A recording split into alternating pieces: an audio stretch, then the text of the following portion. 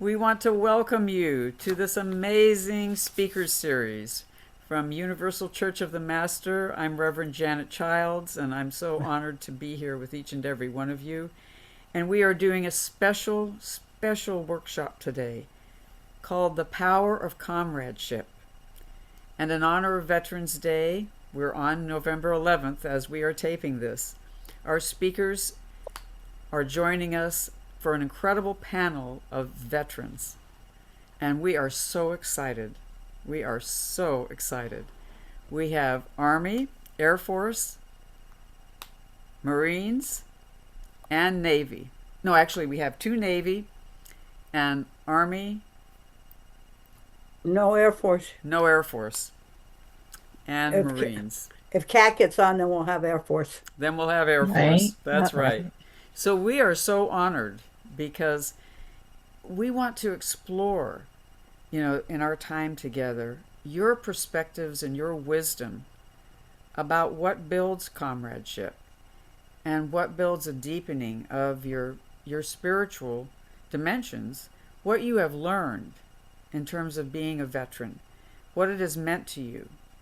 And what we're going to do, Corky and I are going to be exploring and asking some questions of all of our participants and just answering and hearing their wisdom. And I think it's going to flow beautifully. And we have some incredible people here today. We have Ronnie Grigsby, who is a Navy veteran. Yes, yes, yes. And we have Corey Gott. Okay, and she is a Marine veteran. Yes.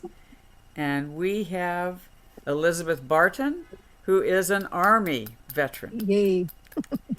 And if you had a chance to read their bios, these are amazing people that have risen from the ashes, I like to say, to find their place in the military and to bring healing, to bring a deepening awareness of what it means to be in the military and provide this service to your community and to your world and to your country.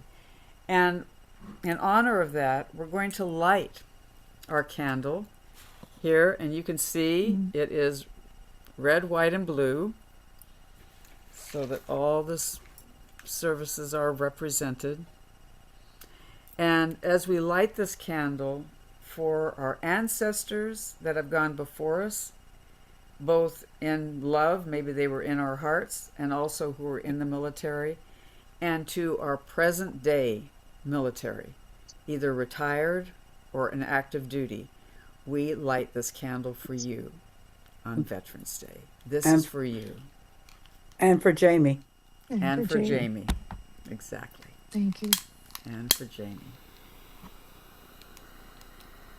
And as this candle is lit, and you can see the flame, sometimes it starts off, and then it gets bigger and smaller and bigger and smaller. But as long as we have veterans in our world, in our country, this flame is forever lit. And at the tomb of the unknown soldier and the eternal flame, there's real symbolism to that. You, even though you might not be on active duty, still provide light and hope and courage. So I'm going to put the candle right back here, but if anyone needs to see it close up, you just let me know. All right, are we ready? Mm-hmm. All righty. So I want to start off with this question. What contributed to your choice to join the military? Oh, here comes Karen. We will welcome her in. Elizabeth, would you like to start? Oh, sure. So what contributed to my choice to join the military? I was always the type of girl that would throw away the dollies and play with the little green men. So It was just in my blood. And I started martial arts when I was 4 years old. My mom was one of the first black belts in Canada for women. And my stepfather was a commando. So he was, at the time, they didn't know that much about PTSD. So when he was taking us out on midnight maneuvers in snowstorms, we just thought it was normal. So I wanted to join the military. And but in Canada, they wouldn't let women join. This is back in the early 70s. So I moved to the United States and I joined. Well, first of all, I knew some special forces people through my family, and I was getting training not on the books with a black psyops group. And then they found out about it, and the entire unit was banned. And then I went through the typical ways of getting into the military and joined the army, military intelligence. So that's how I came about to go into the military. Wow. Thank you, Elizabeth. A lot of powerful forces Yes. in play. All Yeah. righty. Corey Gott, I'm going in according to your last names in good military fashion. Go by rank next time if you're going to do military fashion. Ooh, okay. Mm, There, I got told. I mm, got It's told. a good thing I'm in another room, I'd be dead. See, why did I go in? I loved as a kid, like Elizabeth. No dolls. yep. Playing army, doing all Hmm. the strategic. I like strategy. Yep. I used to sit when I was a kid and look at my uncle's graduation book from he was National Guard, so he would go through the army. And I was bored. I was bored at school, and I just needed to get out of Erie, and I was getting tired of living there, and staying, trying to appease your family without, all this other stuff. So I said, I'm going, and the only choice that I wanted was the Marine Corps, you know. So I went down and signed up, and like Elizabeth, it was in the early 70s. I couldn't go in with my mother's signature. Mm, And my mother had breast cancer that year, right? And so I couldn't go in because she wouldn't sign right away. And so we got her through the healing, and she signed the papers, and off to Paris Island I went. So that's how I got there. So, Wow. You never gave up. And you knew never, exactly what yeah, service branch you wanted to be in. absolutely. And I wouldn't go in. I went and made sure I had a guarantee. You know, yeah. and the guarantee, back then, if you're a female, they're sticking you at a desk. So I went with a guaranteed technical position because they wouldn't give me MP because they didn't have women MP. They wouldn't let me be a mechanic because they didn't have women mechanics. They wouldn't let me do anything because I was a girl. Hmm. Well, we changed that. So We sure anyway, did. yes, we did. Yeah. Okay. Love it. Thank you. Thank you. All right, Mr. Ronnie Grigsby, you are up next, my man. I was living in a small town in California, and my friend next door for me was joining the Navy, and I graduated from high school and didn't have a job. I needed a job, so I joined the Navy, and we went in as buddies. He some years ago got murdered, Mm. Oh, and Sorry. yeah, he got murdered, and I just stayed away from there. Stayed in the military until I got out. Um, it taught me a lot. It taught me patience. Taught me how to get along with people, how to talk to people, and a lot of other things. And Yeah. that was what I did. I have three brothers and I had three sisters. Well, I had three brothers and five sisters actually. With the two sisters that my father gave us that we didn't know about till we were adults. Um, but we I didn't come from a small family. I came from a pretty large family. Um, and I learned how to get along with people, how to talk to people, how to. The Navy taught me respect, Mm. and I use that even today. So that's what I'm at. Thank Oh, thank you. That's a powerful Hmm. concept, Ronnie. Just talking about the concept of respect and Mhm. having mutual respect for your fellow veteran. Absolutely. It's a very powerful. And it's so funny because my next question is going to be what experiences kind of forged your understanding of the concept of teamwork, of working together as a team. Was that something that informed you? And you. so, Actually, it did teach me. It taught me how to get along with people, how to listen to people, how to understand people, and how to work with somebody else other than myself. So mm, pretty cool. It was pretty cool. yeah, amazing. So I'm going to ask the same question of Elizabeth. Isn't there someone else? She's Karen's, not on, honey. Karen is not on Oh, our Zoom meeting. We're Well, trying to. you can let Zeke. Maybe Zeke would like to share. yeah. Absolutely. Zeke, would you share with us? To share, Can you? Yes. What brought you to the military and what have you, learned in terms of teamwork? oh, that was a big lesson for me. I kind of learned how to deal with the good, the bad, and the ugly, and they all walked in the military.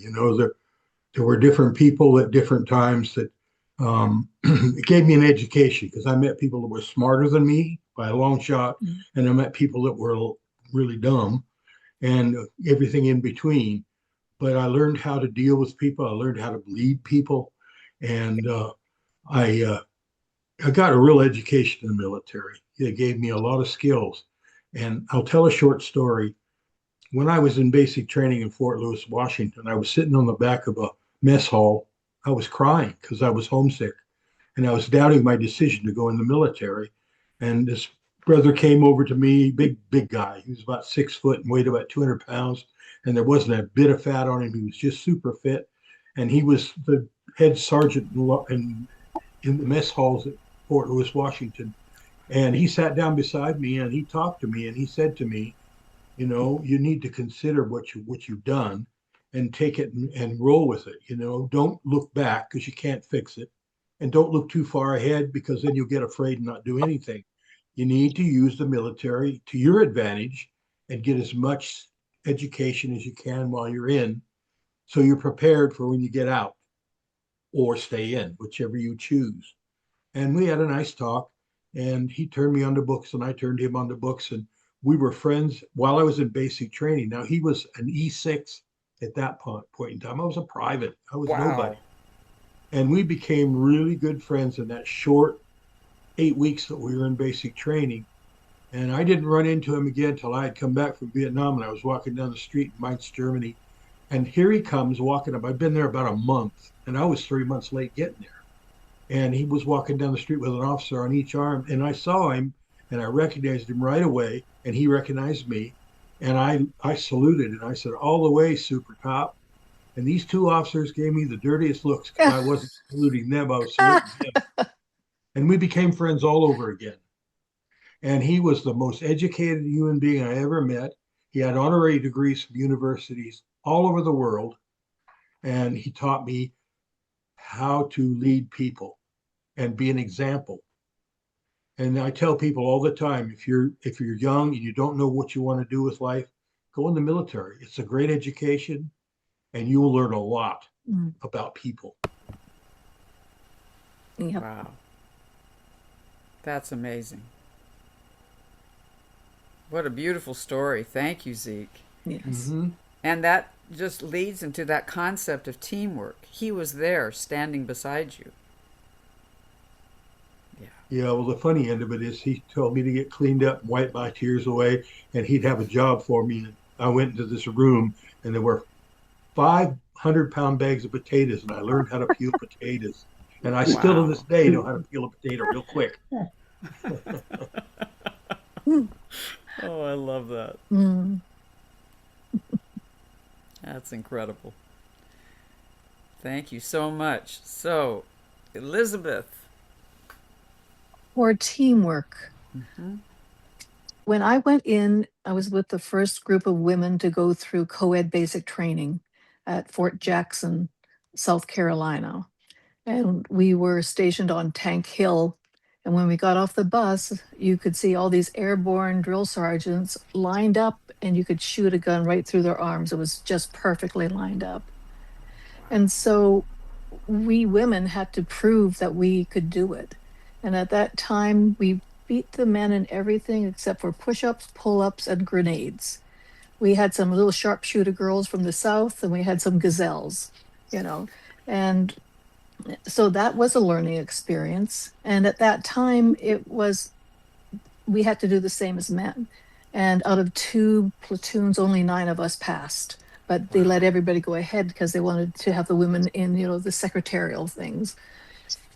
And then when I got to my unit, it was hostility galore. And the guys would always make fun of you. And this is a story that I've told several times.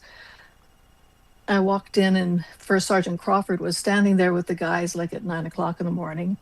And I walked in, it was like death. They just looked at me, and it was horrible. And then he said, you have to have balls to be in this man's army.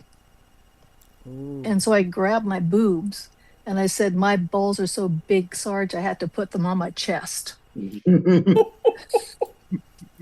And so he breaks out some Jack Daniels. He pours everybody a shot. He's laughing. And then he was my best bud after that. And this one time, we had a guy that was really bothering the young women. And so I went up to him and I said, can we beat the shit out of him, Sarge? And he said, sure, but tell us when and where so we could be there. So we had a couple of the girls lure this guy behind the auto, the mechanics. And then we all jumped him and we beat the crap out of him, and all the guys were clapping. This is way back before, there were serious stuff going on. But yeah, so that was teamwork in a weird way.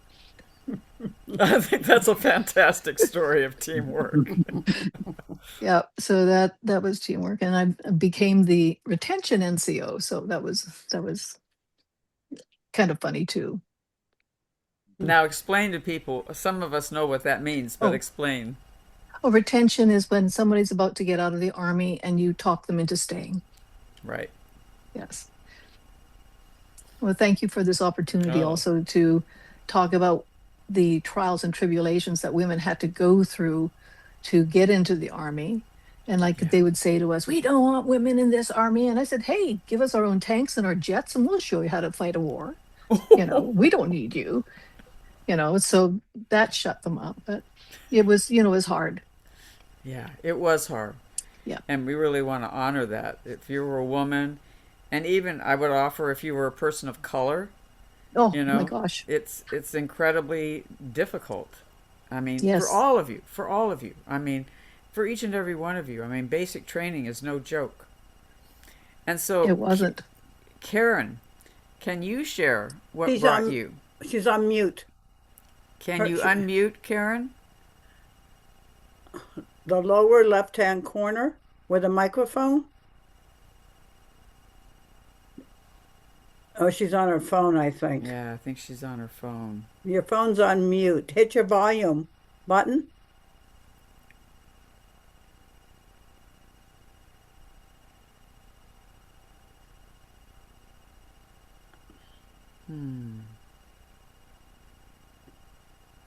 Click in the Hmm. click in the upper right corner, possibly where it says mute. Can the host unmute her? No, No, you she's cannot. on her phone, honey. So No, you that's can't. why I can't. Gotcha. Yeah. Thank you for asking. I mean, I wish I could. I could crawl up into her phone and hit that. Right. Try, Karen, the volume button on your phone. Sometimes it'll mute it, not always. Jan, can you do an ask to unmute? She might be able to click on it. I can't do it. I got it. I'm asking to unmute right now. Your screen should show you, if you can see it, ask to unmute. You should be able to hit the mute button. Can you see it? Oh, that's the problem. I think she's having. No, she Yeah. can. I know she can. I know she can't see it. Just trying. I don't know her phone either.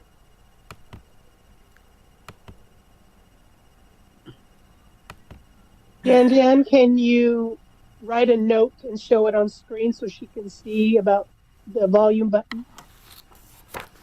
I don't know where it is on her phone. That's the problem.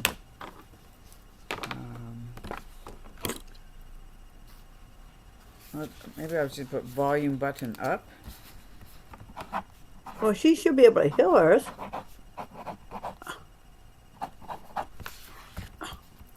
Oh yeah. Can you hear us? If you can, shake your head yes. Can you hear us? Okay, she can hear us. Okay.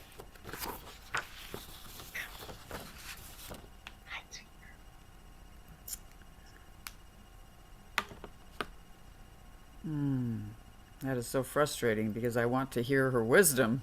Yes. I know Uh-huh. she has. And she's got a lot. Yes, Yes. she does. Yeah. Oh yeah. While we work on that, can I share a really fast story? I just sent you Karen's phone number on the chat. Yes, but oh wait, she's There up. you are. She's There on. you are. unmuted. You're on. Hello. Karen. Am I Hey. there? You Hi, are here. Karen. You are here. That's great. Yay. You probably Okay. just see my nose, huh? No, we No. can see everything. We can see everything. We're great. We're seeing your Okay. beautiful Yes. face. We Okay? see your beautiful face. So just stay Well, there. you know what? I don't ever give up. I just keep trying until I find a way to make something happen. That's right. And that's the history That's of me in intr- the Navy as well. Yes. Beautiful. That's right. Well, absolutely. let's hear it. Let's hear it, Karen, Well- because that persistence and that perseverance is indicative of military. So Well, go I'll for tell it. you what, I joined in 1959, which is a long time, even before some of you girls were born. Not Those of before you- me. Not before No, me. no, Janet, I know you and I are about, in the same price range. So I had no idea what I was going to do because in Bakersfield, California in 1959, you had two, maybe three Wow. choices.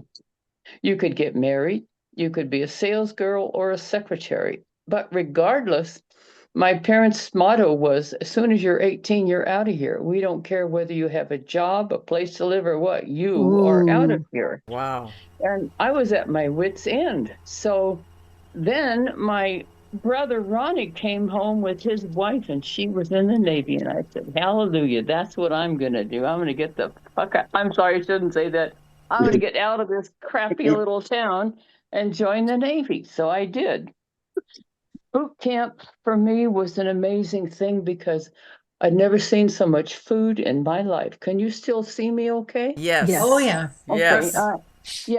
I'd never had a sense of being full my entire life. And all of a sudden I walk into boot camp and here's food forever, Wow. But let me get back to the joining. So my cousin, my brother's wife, Judy, kept telling me, "Oh no, don't join, don't join. There's people in there who are going to change you." And to myself, I said, "Well, I certainly hope so." So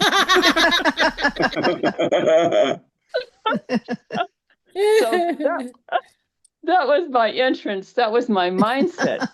And my dad said, "No daughter of mine's going into the military," redneck that he was. And I went out and I'm whining to my mother, and she said, "Do you really want to go in?" And I said, "Yes."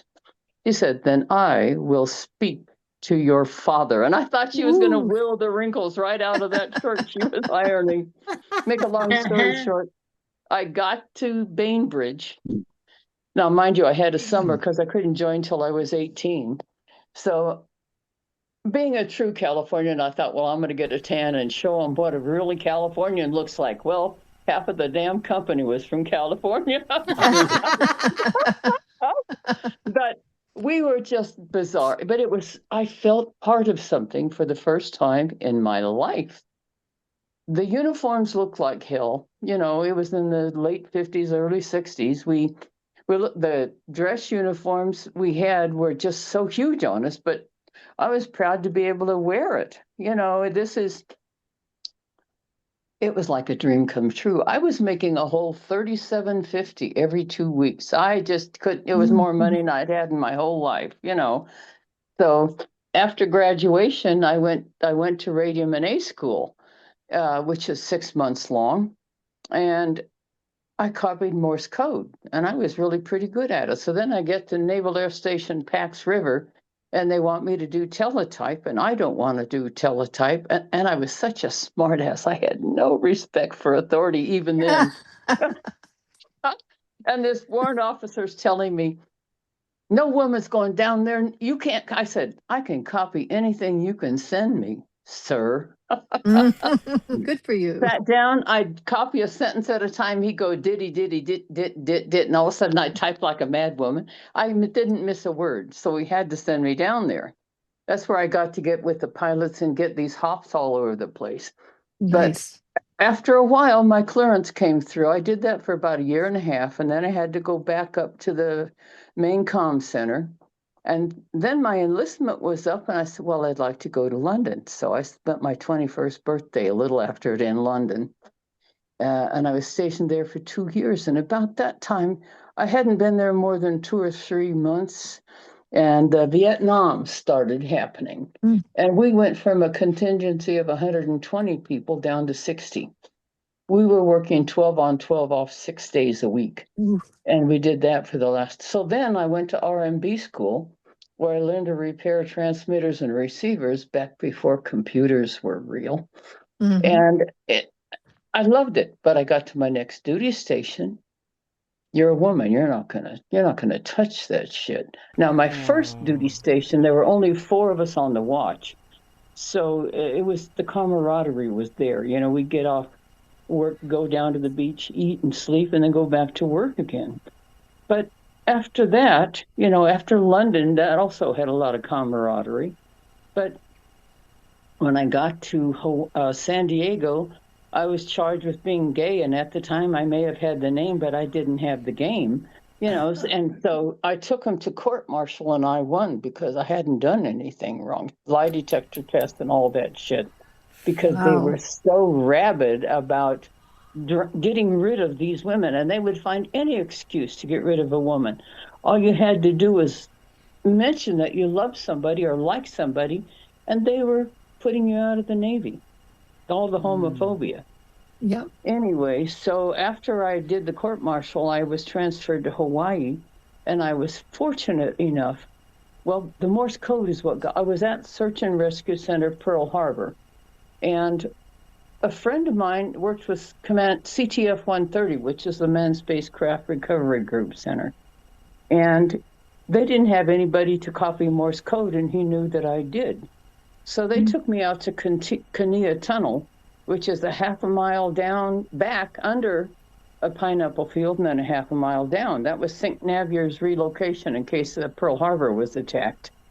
And so Fellowship 7, Friendship, I don't remember what it was, but it was returning in a couple days, and it was going to land in the ocean. And when those things land, they just send out their location in Morse code. You know, they have the diddy-dum-dum-diddy, da-da-da stuff. And so I'm sitting there with all these people hunched around me, and I'm going, get that, get that. But it finally came through. I copied it down. I sent it to the recovery ship. I think it was the Kearsarge. And they found the spacecraft. Mm-hmm. So then I got to stay out there the entire time. And because I'd been trained in electronics, I helped 2 other sailors rebuild the Recovery Control Center 3 times. The reason for that was the admiral wanted when he talked to the astronauts, he wanted those calls to sound as if he was on the telephone in the States. And so we had to rip out all the wiring, fix the contacts, and then put all the wiring back in. 3 times. And I know I have a mouth, I'm sorry. But from then, the captain, we were complaining, and we said, you know, Skipper, he's got to understand this. So finally the captain said, Admiral, you're never going to get 4-wire sound out of twisted pair. 4-wire sound is your telephone landline. Twisted pair is what goes on the transmitter receiver to get your communications. So we did that. Then I went from there. Oh God, there's so many duty stations. Let's see, after that, I went to recruiting. I think it was, 68 to 70, and then recruiting. And they were such a lion pack of pigs. They would get the sailors, the wannabe sailors drunk, sign them up, and ship them off within a couple days. So I was working with this one guy who was expert at getting these guys drunk and sending them off. And I said, I'm not going to do that. So I made the mistake of reporting him, and I'm the one who got shipped out, not Jerry. Yeah. But darn the luck, they shipped me to San Diego.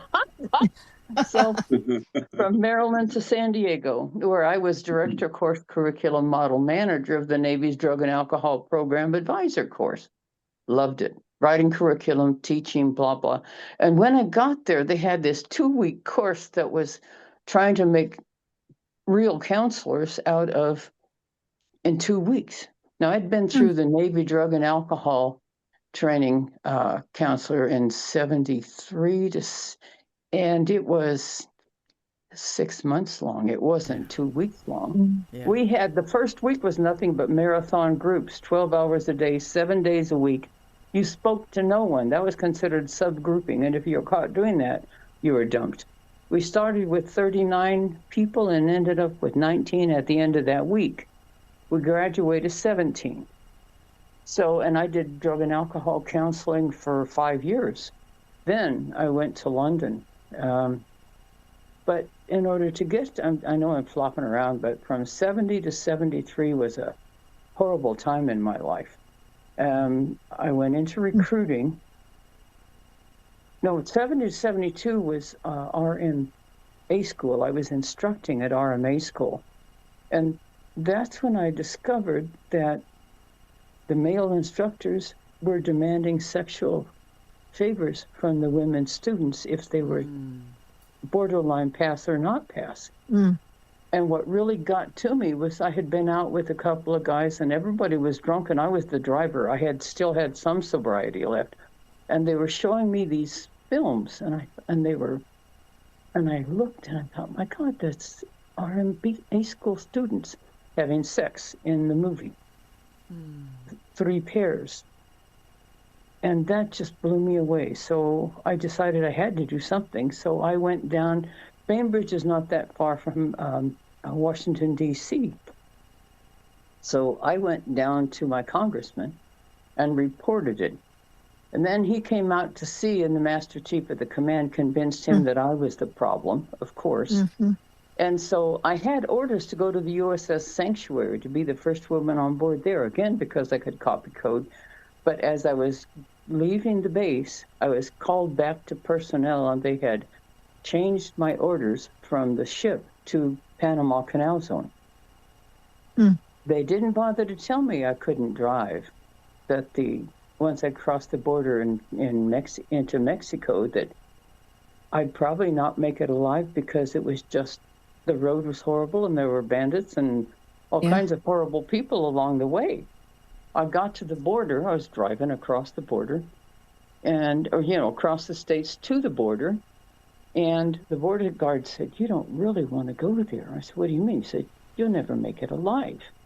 So I called the personnel in Bainbridge and they sent me plane tickets. What I didn't know was they had called ahead to tell them I was coming and to give me a hard time. This is what I figured out eventually. So I I arrived in Panama at the airport. I was left at the airport for 8 hours. Then when they came, instead of taking me to the base and a room in the barracks, they took me to the hotel in Panama. Now, you need to understand, Panama City in those days was absolutely horrific. They still had streets in mud. The hookers were everywhere. It was very distressing, to say the least of the matter. So I could not find a place to live, and I called the commanding officer, and he was out boondocking somewhere in the XO. I said, "I can't find any place to live." And he said, "Yeah, but what other problems do you have?" Well, they finally had to give me a room in the barracks, and come to find out, that room had been used for the hookers and the drug dealers, for the sailors in the barracks. Well, they would not, they were just totally isolating me, and I was getting a little crazy. I had met an ET, he had a little band, and I sang with him for a while, but it was not enough respite to deal with the horrible treatment I was getting. It got so bad that I had a .38 revolver, 100 rounds of ammunition, and a list of who I was going to get first. And then my common sense is, no, you don't want to do that. Why don't you go ask for some help? So I went to the psych department on the somewhere on the base. I don't remember where. And as I walked in the door, one room was yelling, "I win, I win." And I'm going, what the hell? Come to find out they had a bet on how long I was going to last. When I told the secretary what I needed, she said, "Oh, well, they don't see any need to help you. They left you this," and she gave me a quart bottle of Valium. And she said, "We don't understand why you need these. You and the blacks are the only ones who need them," which tells you how they were treating the blacks as well. And after a while, I thought, well, I can't kill these people. I guess I'll kill me. I drank. I bought myself a bottle of Jack Daniels, probably a fifth, I guess. Took half of those Valium and drank as much of the Jack Daniels as I could, and I was comatose for 3 days, but they didn't even miss me. Finally, Steve, the guy with the band, stopped by, and he said, "Oh, something's not quite right." So they took me to the ER and then transferred me to Coco Solo Mental Institute. I have so few memories, but I do remember, and this is from therapy I received years later, that I was being given electric shock treatment. What I remembered was being tied down to this table with towels and seeing this rubber band with metal teeth in it being strapped on me. And I don't know how often they did that, but I had one other memory, and that was of me being held by this huge black woman, just rocking me and saying, "It's going to be okay, baby. We're going to get you out of here. It's going to be okay." Wow. So after 3 months of that shit, I was finally transferred to Oak Knoll Naval Hospital, where I spent another 3 months. Then I went for 6 months of temporary duty to make sure I'd been put back together properly. And then I volunteered to be a drug and alcohol counselor, more for myself than for anyone else. And that's how I ended up at Navy Drug Rehab Center for the 6 months of training there, where I got all the therapy and taught me how to take care of myself, how to evaluate situations and all that. So I spent 5 years doing that. And that's when Spirit started talking to me, only I didn't realize that's what it was. Yeah. I would see these kids, and they were in nuclear power school trying to get out of nuke power. They're using I smoke weed to get out. And I would know things about them that I was asking, I said, what about this, this, and this? How'd you know that? I said, well, it's in your record. No, we never told anybody about that. So spirit was starting to work through me, but I did not understand what was going on. I was still healing myself, you know. So then after that, 78, 78, I was forced to go to London, England again. Darn the luck. But I had human resource management training. So that was 3 months down in Memphis. Then on to London, where we were helping to get women on board ships. And about 76, I think, is when the first female members of the Naval Academy were accepted and processed through. So I was out there, myself, 2 other women, and a couple of other chiefs, who, the guys were shit. You know, they said, well, they told us at EEO school, if we acknowledge we're bigoted, we don't have to change. And I'm going, you know, I think you misinterpreted something there. But, I mean, you know, so anyway, getting the submarine tender USS Holland was the ship they asked us to work with. I was in this meeting with the CEO and the boardroom and all that, and he's saying how he's going to give the girls nice thick mattresses and lace curtains on their portholes and blah, blah. And I'm sitting there snorting to myself. And the skipper said, what do you think, Chief? I said, I think if you do that, you're going to screw this whole thing up, Skipper. What do you mean? I said, I'm a chief. If you give these girls the same mattress size you give the chiefs on board your ship, you can kiss it goodbye. They're E2s. They deserve nothing more than any other E2. He was appalled. I said, no. You do that, you're going to screw the whole thing up. Yeah. He ended up saying, well, you can keep your information and I'll take the survey.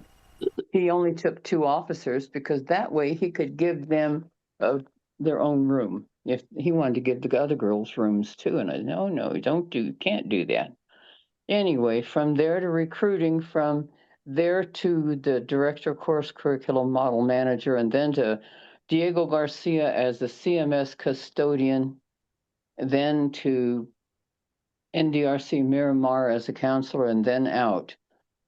But, you know, the trauma that I experienced, the last 2 years I'm in, I started having all these unusual dreams.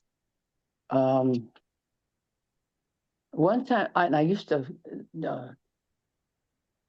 record them on a recorder and then type them up the next day. And I had one that the information was so scary, I had an out-of-body experience, which I'd never done before. All of a sudden, I'm sitting up in the corner of the room looking down at myself, typing this stuff. The one I did, I'll just give you part of it. This is what I was experiencing. It says, I was running through the darkest town. I was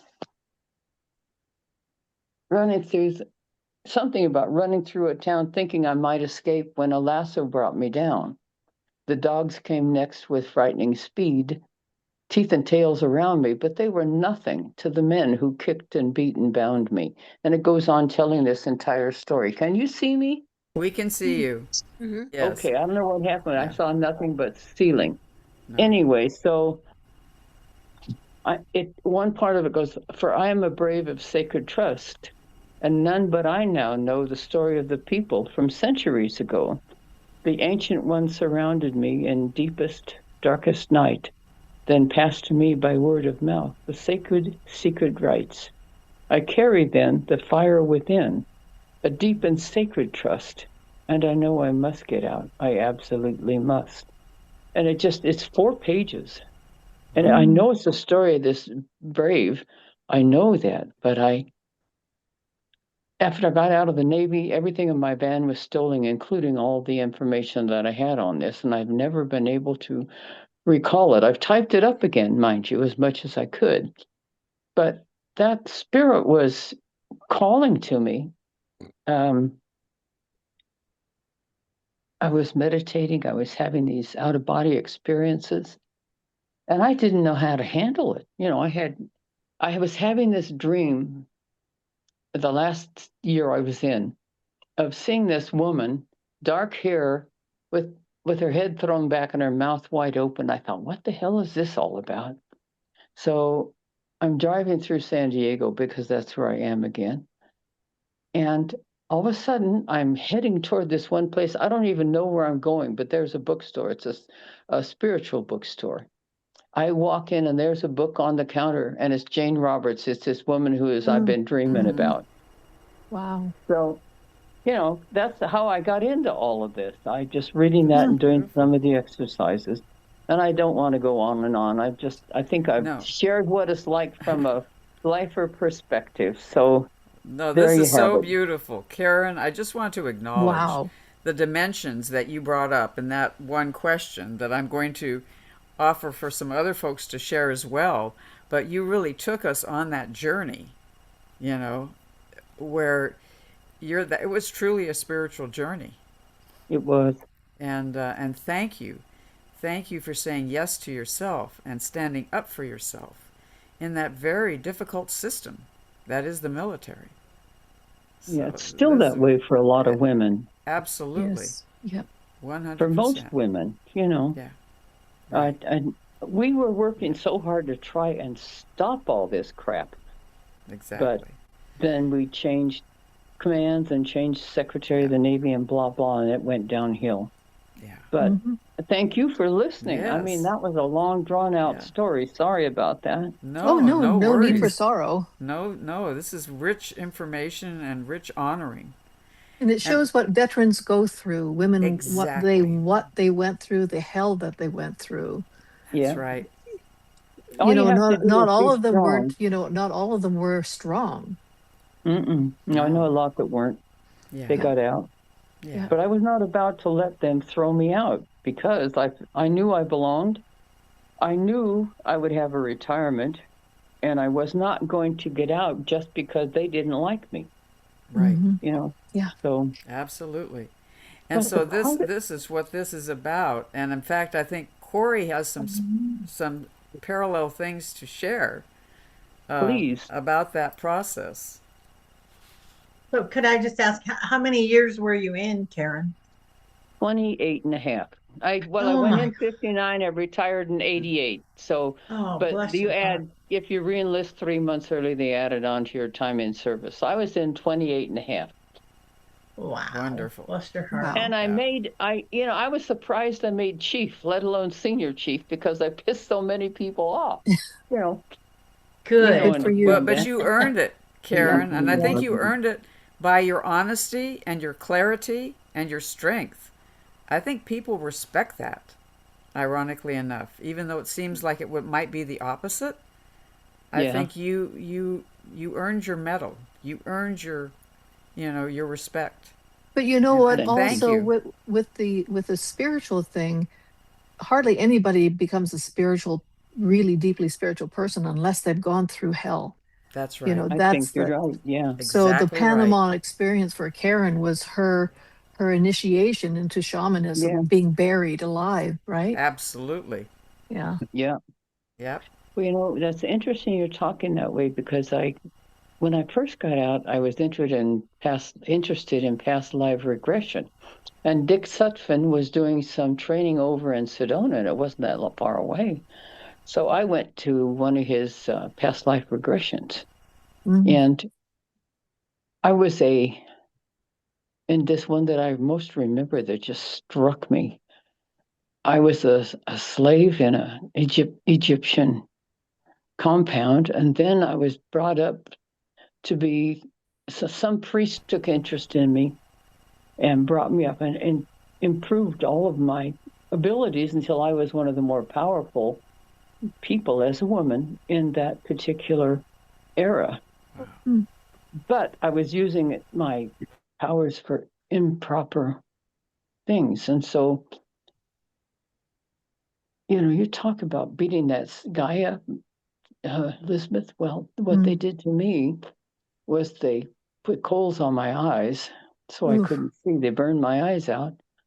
Wow, is that ever coming back? And tied me up and buried me alive. Ugh. So Sutphin had said, if you don't like what you're memorizing, you can say, I don't want to do this anymore. And I did.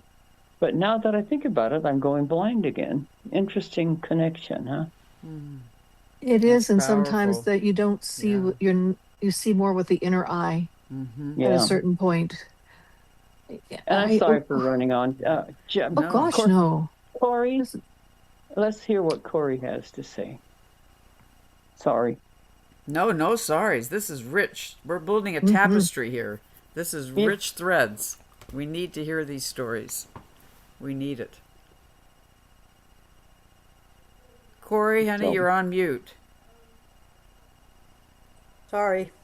I was just trying to be quiet Hi. over here. Hi, everybody. Hi, I'm Corey. here. I'm looking. Hi, Karen. Great, great, great story. Great, great, awesome. Thank you. Yeah, you have Yes. so much experience to share and so much wisdom to offer us. It's just fabulous. You know, I don't know what Jan's referring to, by the way. I experienced some things, but nothing. I mean, I was very fortunate. I went in. When did I go in? 73. I went in 73. You know, my first experience, if you want to talk about leadership and stuff, number one, I've never been on a plane in my life. They drive me to they drive Sorry. me to they drive me to Cleveland, tell me that we're gonna fly to what, Charleston, I guess, for Paris Island, right? And then they put me in charge. I've never been at first, never been in an airport in my life. I don't even know what the hell I'm looking for. But I have four women that I have to make sure get on a plane. I don't know why I didn't give it to them. Well, we get on the plane and we get there, and here comes the bus, and Marine Corps boot camp similar to the men's Marine Corps boot camp. Off the bus on the feet, and you're in. But then they took us because we had to wait, and the what do they call them? They were meeting us there to escort us to Paris Island. They met us there, and two of the guys were staff sergeants. One was staff sergeant, one sergeant, was hitting on the new women. Mm. Well, somebody called and reported it in, and it wasn't me. But because I didn't know who to call. Next thing I know, we're under congressional investigation. These guys are, because they called their Congress people. And I mean, I'm in boot camp a week and I'm already in trouble. Okay.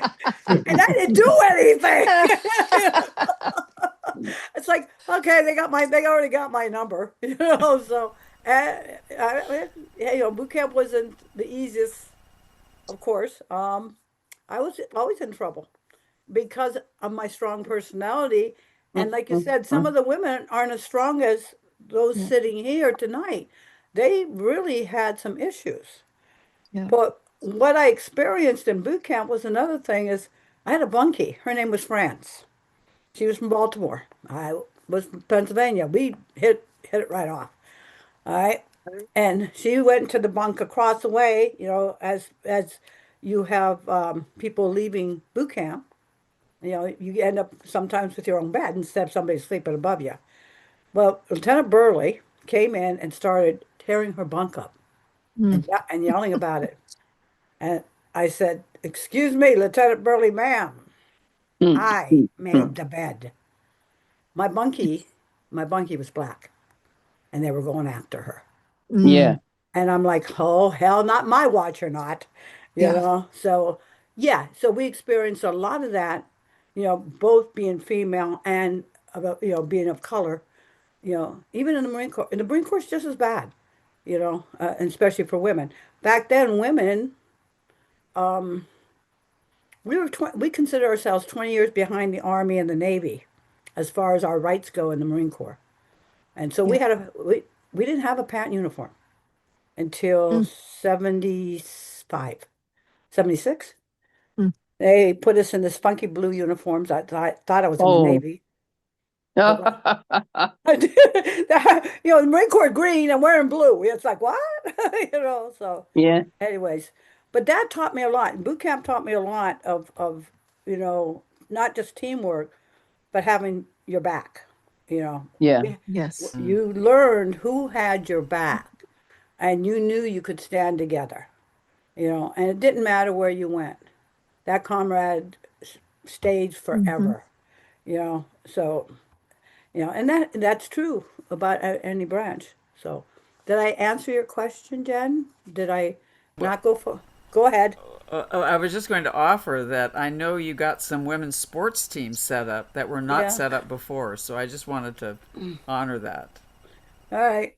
Well, so after I was at headquarters Marine Corps when it was at Henderson Hall. It was right at. We weren't even at the Navy Yard yet. I worked at the Navy Yard.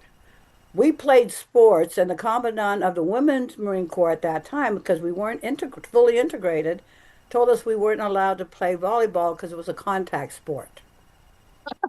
And I In said, the yeah, us and the floor. It was the Yeah, yeah. contact, you know what I mean? yeah.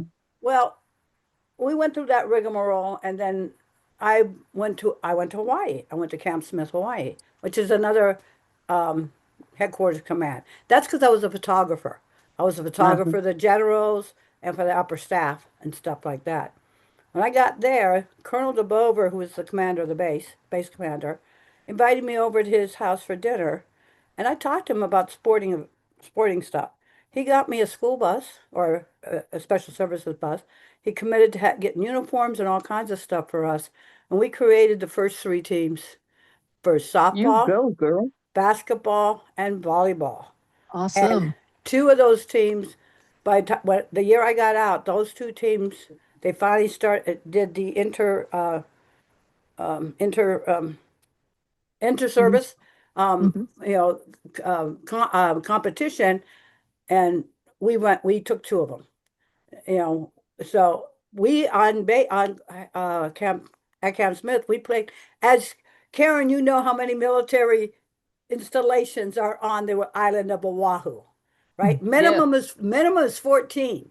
So we had 14 teams to play, including the University of Hawaii, and that's how we Ah, built our team. So, Awesome. so that's I got great. to so I got to do that. I was also the first female to wear camis.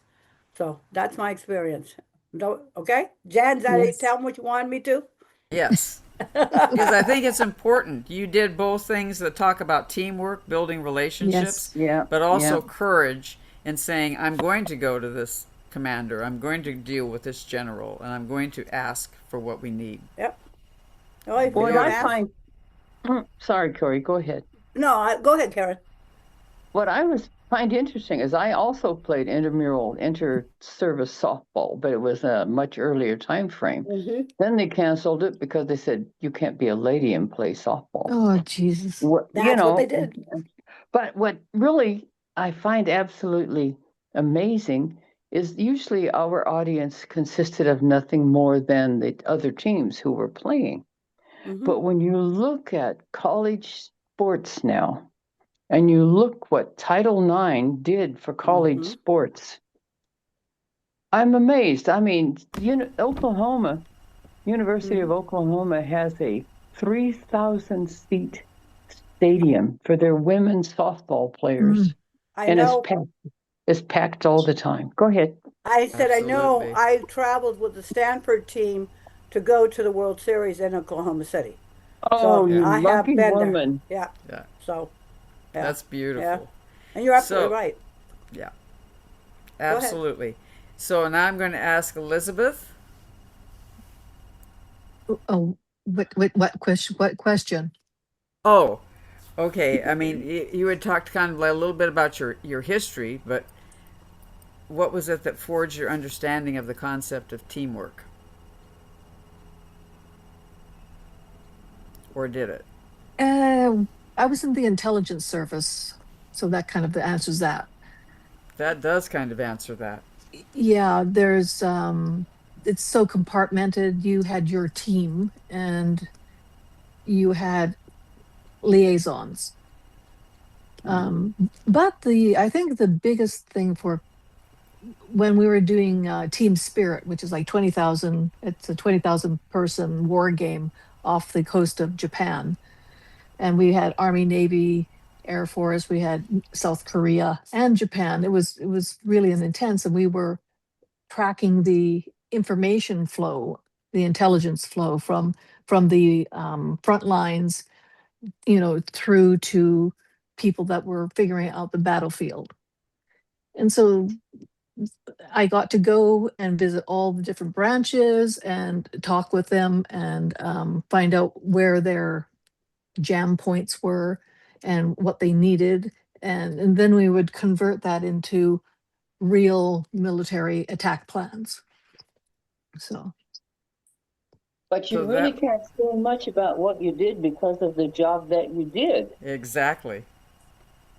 I well, you know, we understand would that. study countries, you know, and but I was very fortunate. I mean, I was at an NCO conference and we were talking, and they were talking about the Soviet Union, and I stood up and I said, the Soviet Union is going to collapse, and we have to worry about what we called back then low intensity warfare, Right. which is terrorism now. Mhm. And I said, it's going to be religious. And so after the conference, this guy came up to me and he said, you know, I was told to find my replacement for a strategic intelligence detachment, and you're it. And so I Oh, got transferred into this specialized. I was the only one without a being a professor, basically, you know, a master's degree. But I had intuition, so yeah. yes, you did. Yeah, Absolutely. so and that was Absolutely. really fun. We'd go to different countries, mainly in the, you know, Japan and South Korea, and we go over there and do our missions and come back. But you know, one of the great things I can say is I got to task the SR-71 to do a reconnaissance. So that was my big thing. Wow. That's So great. Nice. That's amazing. Nice. yeah, That's incredible. yep. And I also taught hand-to-hand combat because I was a third-degree black belt. I And love I it. was a distinguished master shooter. Like I would always get like 595 out of 600 all the Whoa. time. Wow. Wow. Yeah, I What was Wow. an Wow. really eye. good. Yeah. And yeah, but you know what? I'll tell you one thing I did learn about the spiritual part of shooting is when you're shooting, you have to hold your breath when you pull the trigger, and breath is life. So when you're pulling that trigger, you're dead. Mm-hmm. Yeah. That's right. Yeah. So you're That's absolutely basically right. doing an act of violence, you Mm-hmm. know, and you're dead as you're pulling the trigger. I said, and that was my big spiritual aha on the range. I never shot anybody, but I was just, you know, shooting at the targets that were shaped like people. Yeah, Mm-hmm. Yeah. that's quite an insight. Yeah. Mm-hmm. It's very Yep. powerful. It is. And, you know, I was going to ask if that, you know, the word, we talked about the word comradeship, you know, and comrade, and how have, you know, bonds forged through surviving trauma and life-threatening conditions together. Do you Ronnie. have a sense that, Ronnie? Ronnie. Ronnie would, yeah, yeah. I've been through some situations where we had to build comradeship in each other. One of them was when I was on the USS Enterprise and we ran aground in San Francisco. Oh, Yeah. uh, and we didn't know we didn't know what was going on. We didn't know if we were going to live or what was happening, and we had to and we had to become like brothers. Mm-hmm. And we did. And Corey and Janet met one of the guys that Mm-hmm. on the USS Enterprise. Um, and I don't talk to him now, but you know I could if I wanted to.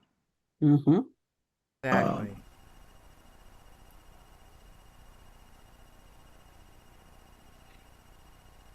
Um, there's a Ron, I huh? missed part of that. When you ran aground in San Francisco, was the ship flooding with water or what? No, it hit something. I don't know what it Ah, hit, a rock or something in the bay, and ah, it was actually sinking. oh my God. Yeah, and it was actually sinking, and we were sitting there on the boat on the ship, and you know those of us that weren't in engineering were sitting there hoping the ship didn't sink because Oh my God. we, You we were in the bowels of the boat. Yeah. no, it wasn't about the boat. I was a mess specialist, which meant I was a cook, Okay, okay. and we we hit the rock, and the ship started to sink. Uh,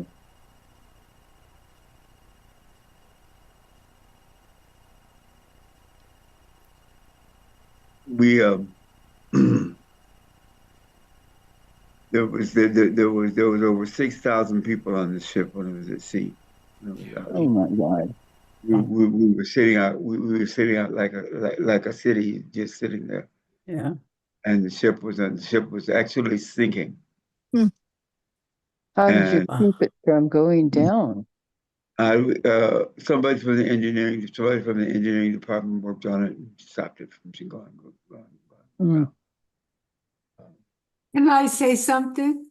Yeah, Yeah. just a minute, Joan. Let me make sure Ronnie is finished. Okay. Because what you're saying, Ronnie, is that in that moment you had to be able to come together and pool all your resources, both emotionally, spiritually, and physically, to be with each other. And I think that's the definition of comradeship. Yep. It is. Yep. Go ahead, Joan. I just wanted to make sure that I got what he was saying because it was That's okay. profound. So the day that ship struck a sandbar in San Francisco, I was on the way to see my therapist because I was so depressed. I had so many problems, and I was into total overwhelm with all these problems.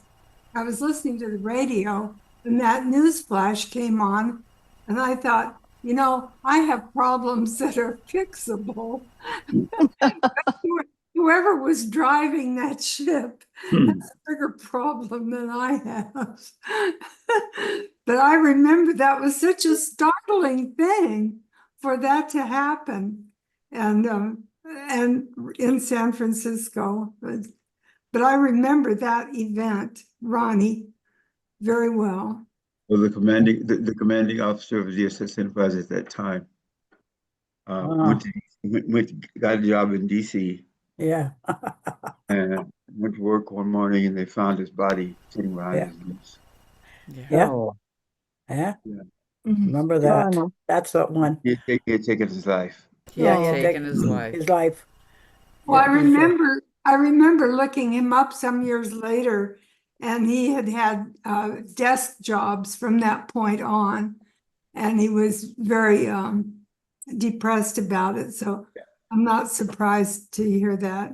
That's too bad. And it just points out, my friends, how important it is for us to be able to take care of our veterans spiritually, mentally, physically, and emotionally. Because Yes. they have survived incredible trauma. And I just want to admire the veterans here for being willing to share your story with us and to be talking about those things are forged. That comradeship is forged, right? In those moments of trauma. And for us, to be able to, be in respect and in honoring of those moments. And they're so often unknown. And I think that's the power of tonight's, wisdom sharing circle that we're having with these amazing individuals is just that thing. And I would just like to ask, go ahead. Okay. I would like to hear from Zeke. I would too. Okay, And I was just going- when it comes to comradeship, especially with what he's, boots on the Exactly. ground. I mean, Yep. him and Ronnie were really more Yep. boots on the ground. We Yep. were there, but we weren't allowed to be boots on the ground as much. Yeah. So I think Yes, that's please. something that's important. Thank you. Absolutely. I was just going to say that same thing. Get out Well, of my one of head. the things with my unit, being an airborne unit, We were only brigade strength, but we were working a division size area of operation. So we were doing our job so well, they started farming us out to other units to teach them what we knew. And we were really good at what we did. That's why the herd is so well known. We have quite a colorful history. We've had a lot of battles where we lost a lot of people, but we were learning. And many of the guys that I served with, I don't even know I don't remember them because all I knew them is by nicknames my first tour. My second tour was a little different because then it was pacification and we were working with the villagers and clearing minefields and taking care of the children and doing positive things instead of just shooting anybody that walked. And it was a real education because there was no such thing as, we were all colorblind. We didn't care who anybody was as long as they did their job and we watched out for each other. And it was a buddy system always. I mean, a lot of times we had an hour to 2 hours of guard duty at night. A lot of times we'd sit up as a group, yakking and talking and stuff. One guy'd be watching while everybody else was talking, and we'd take turns so that we didn't have to sit all night by ourselves. And then we got a commo check every hour to every hour and a half. And they would come on, they'd say, Hotel Alpha, this is Charlie Company. And we'd go, and that would let them know that we were awake. Well, we got a lieutenant in who, it's too long a story to go into, but he was a jerk. And he came in and told us, we were all 6 months in country, 8 months in country. We knew how to do our job and we did it extremely well. He came in and he said, oh, the book says you're only supposed to carry this much ammo. You're only supposed to carry this much water, all these things. And we're going, what the hell is this guy doing? I carried a light 8-inch tank weapon on my rucksack for 6 months. And then I finally used it for a marker round for gunships. And I said, wow, this was really great. It worked good. So I carried one the rest of my tour. But it was the little things that became big things. For example, Lieutenant McNew, he sent our guys out on patrol in Antelope Valley, and this was a fortified area. They had bunkers, they had cement buildings and all kinds of weird stuff. And when he said, you're going to take this team in. And I said, no, I'm not. We're not going in there without ground support and air support. You're going to send in gunships first and soften this place up before we go in there. And I wouldn't do it. And so he threatened to court martial me. And we had a big confrontation. I threw a Prick 25 radio at him and knocked him off his feet. He kicked me out of my platoon and put me down on the bridges on QL1. And Captain White heard that he'd kicked me out of the platoon. So he called me up and says, will you come in and train my RTOs, my radio operators? And I said, yeah, I will if you get my buddy Pat Hallbly out of the field and put him on the bridges in my place. He goes, yeah, I'll do that. So he cut the orders. So my buddy Pat moved down from my logger site down to the bridges, and I went up to the CQ, and I trained all the new guys coming in. And that's how I got my nickname, Uncle Zeke, because one of the guys said, you're like my Uncle Zeke. You're always giving us advice on how to do our job. I said, well, somebody's got to, because the lifers don't. They're only interested in body count. They weren't interested in saving us. They wanted to, if we got killed, it was no problem. They just go get somebody else. And it was so political. They told us, oh, you can't shoot these people and this, that. And they said, oh, you got to holler dung lie before you shoot anybody. So we just said, okay, we'll shoot them and then holler dung lie. Who's going to know? And it became, politicians would come in and they would tell us how to do our job. And they didn't have the first clue what it was all about. You got We were that pulling right. snapper patrols out of Phuket Air Force Base. And we came in from after 30 days being out in the bush. We're all dirty, stunk like goats. And we went to the NCO club and they said, oh, it was closed. And we said, well, hell, we'll take them to NCO club. Well, the NCO club was open early in the morning. So we went in and took it over at gunpoint. And we told all the Zoomies, the Air Force guys, you can stay if you want to, but if you're afraid of your own officers, then get the hell out of here. We're partying. And so we partied for 8 hours. And during that time, all the Air Force MPs came in, and I spent most of the afternoon back and forth trying to keep each other from shooting each other. And my commanding officer, Captain White, and he got in a fight with an Air Force colonel and beat his ass. And then the base commander came down and he started threatening Captain White. He said, I'm going to court martial all your guys. He says, wait a minute, back up and regroup. If we pull out of here, you're going to have to explain to the Pentagon why you're losing these $1 million jets and helicopters. He said, I dare you to do it. And his base commander, he kind of went, well, yeah, you're probably right. Okay, you guys can go out of here, but you're never to come back. You can still pull the patrols, but you can't come in and use the facilities. And Captain White says, that ain't going to happen. These guys are doing a job that you can't get your Air Force guys to do. And they're doing it so well. The sappers that are coming in are getting caught before they even get in the wire. Now, who's right and who's wrong? Well, this base commander had a second thoughts, and he goes, all right, you guys, you can leave. And everything got ironed out. And we walked out past these MPs, and they're all giving us dirty looks. And, but nobody said a word because they were afraid we'd shoot them. And we walked out. But what made it so special is the camaraderie. We were such a tight group of people, We went out on patrol. We did all this dirty work.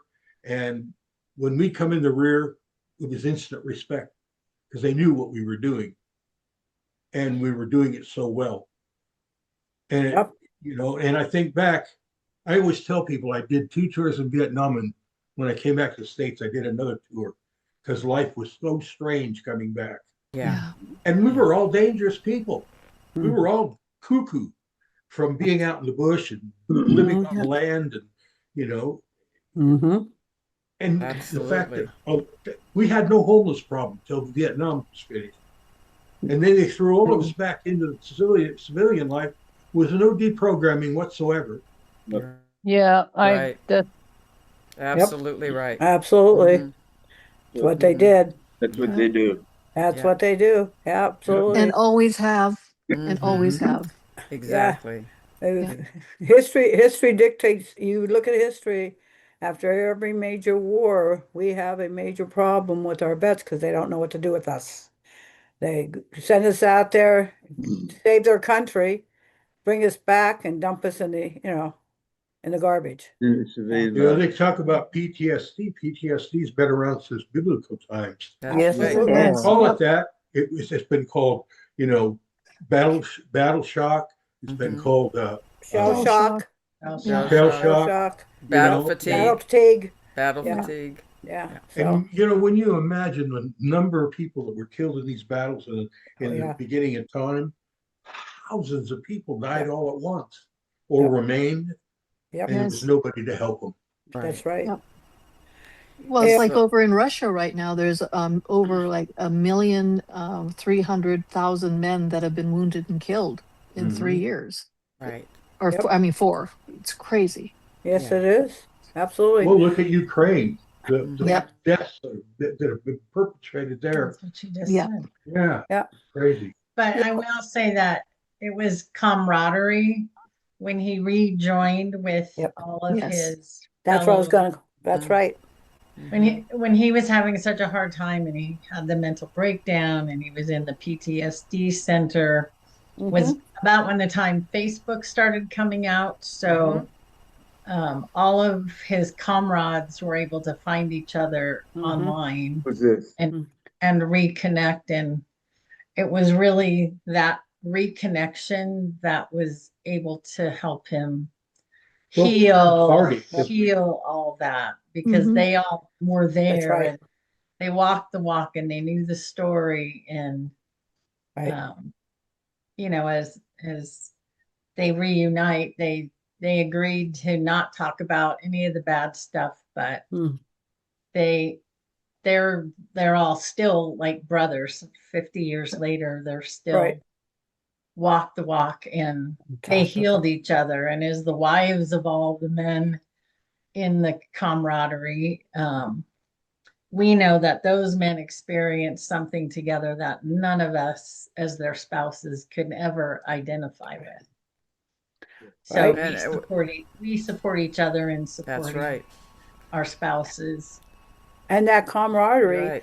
extends beyond the people you know. So and I think everybody here would say, you meet somebody and they tell you they're a Marine also, you immediately have that connection. Army, Navy, Air Force, Mhm. even, you meet Coast Guard. Once you meet somebody who's been there, regardless of if you never met them before, that camaraderie exists so tight. It's unbelievable because you, most of them you can trust and they got your back because that's the Mhm. way we were all taught. Yeah. So, You know, I had a general say to me at one of my first reunions. I walked up to him. He saw I had a CIB, and he says, "You're a 1%er." And I said, "Well, what do you mean?" He said, "Only about 1% of the military are frontline troops. Everybody else is in support of that 1%." mm-hmm. He said, "Doesn't mean they don't have a dangerous job, but they don't have anything. They don't have no concept of what you guys do." Yeah. And I I'm thought about glad. that, and he was right. Yeah. You Yeah. know, we were a special group of people. Not everybody could do what we did Right. and do it No. well. Right. And And we were blessed because we had good officers and good trainers. Yeah. that's fantastic. And my friends, what does that mean though in terms of the spiritual, Mm. what spiritual truths or universal concepts, you know, did you learn in there? I mean, we've You already learned how, you identified it. learned how to pray. Yeah. Yes, we did. Good. My son said to me one Those time, of us "Why that did you put us didn't. in church?" And I said, "Well, I wanted you to learn how to pray." And my son said, "Well, I'll never be able to do it." I don't believe in that. And this, I said, "I guarantee you, at some point in your life, you will get on your knees and ask for help Mm. because everybody does if they know how." What were you saying, Ronnie? We missed that. Ronnie? I wasn't saying anything. I was listening. Oh, I'm sorry. I thought you were talking. I heard two voices and I thought one of them was you and I just didn't want to miss anything. He Okay. did, Right. he did agree with you on Yes. Yes. praying, Yeah. praying Okay. under Yeah. script. Yeah. Yeah, Right. that Okay. was what he was agreeing with. Thank you. I just know I could hear. Right. Yeah. S- Well, s- go ahead. Go ahead. I was gonna I'm ask. just throwing it out. I know, but I know that Elizabeth had a little bit more Yes, that's why I was exposure. going. Yes. I know me and you are on the same track. We must have talked about this ahead of time, right? No, I didn't. Oh boy. I think one of the big things I learned was even before I went into the military with my stepfather, who did have PTSD Uh-huh. really bad. He was in the Second World War and he was a survivor. He was the only survivor in one time. And then he was one of two people when a battalion was nuked, basically. And he was just one of two people. So that affected him. And he carried those people with him forever. And it was him learning how to keep them with him, but not let them eat him. Mm. My father was But a he was also saying that, his fate was like he'd be running and he could see the tracers going under his arm. And he said, I always knew I'd never get killed. So it was partially listening to your psychic abilities. Everybody has their intuitions, and Right. yeah. to be able to utilize them when you're in a conflict situation, whether it is personal or war. It's Mm-hmm. being able to feel that. And quite often, your Mhm. spirit guides will Mhm. send you a signal or something a couple of days beforehand, Yeah. and you'll say, okay, I'm going to be going into some kind of conflict, but how do I handle it? And then you just listen and you feel and you just move with the divine wind. Yeah. So that's kind of what I learned in with the military too, is like when you're doing an intelligence work, a lot of those people are fucking nuts. I mean, Yeah. they are psychopaths. No, absolutely. Oh You kind of yeah. have to be. Yeah, and Yep. well, we when we take our polygraphs, we used to say to the polygraph guy, he said, "Well, there's only two kinds of people that do the polygraph: that pass teetotalers and psychopaths, and I drink. So, yeah, they were very twisted people, but there was really good ones too. But, Mhm. just meeting the field agents, they were just brutal, Mhm. We And then had you wonder how a person could, how a soul, how you can choose to come in to be such a twisted soul, and then, go back and say, okay, what's next? Yeah. Yeah. Yeah. Yeah. Yep. Yep. And it's a Yeah. beautiful example of how we don't know what the bigger picture is on the spiritual level, what Yeah. souls choose to do that. Like you said, Elizabeth, so beautifully. It's like Yep. sometimes I wonder if there isn't a choice made to carry that energy for whatever reason. And I give you a story from one of my clients who's given me permission to tell it. I was working on her, and we were getting her to see her guide, and I saw, and when I had my abilities, I could see the person as what they were thinking. I could see it at the same Mhm. time. And so I saw this guy with long blonde hair, and he had like the black and red jacket on, and there was big trees behind him, and he was holding a plate of tomatoes of all things. And she was talking to him, and I said, I see him, I see this. And she said, oh, that's a person I'm seeing too. And then I said, well, what's he saying? He said, well, he wants to have sex with me. I'm going, whoa, that's not a spirit guide. Let's back out of here. And so we found her real spirit guide. But then 2 days later, she said, it looked exactly like the man, my soulmate, who I loved, but he was an alcoholic. I couldn't be with him. And 2 days later, she called me and said he killed himself. So she came in for another session, and I was able to contact this guy. And I said, well, how were you able to jump into her and talk? And when you're not dead yet? And he said, oh, around 4 lives back, I achieved enlightenment. I was a lama. And he said, and so I just used that technique. Hmm. And he said, in this life, I wanted to experience abject desolation. I'll never forget that. And I said, why would you want to do that? He said, it's just an experience. And I said, oh. And I said, well, I guess you achieved it. And he said, yeah. And he said, I learned a lot, about the inner workings, of my soul. And so that was just one of the most enlightening experiences I had, working with clients. Amazing. Amazing. Powerful. Yeah. Amazing. Yeah, so it's like, it's not like there's this karma that if you don't do good, then you're going to get punished. No, it's like maybe, hey, Corey, I need someone to come down and beat the shit out of me so I could learn this. Do you want to come down? I haven't got another life for like 5 lives. I'll come down. Yeah, gladly. I'll join. But yeah, so that's the spiritual thing Yeah. of violence and soul development. Absolutely. Well, and Elizabeth, it was a really interesting point how it's generational, which means it also is in the DNA that comes from the previous, because Zeke's dad stormed Normandy. So did his uncle.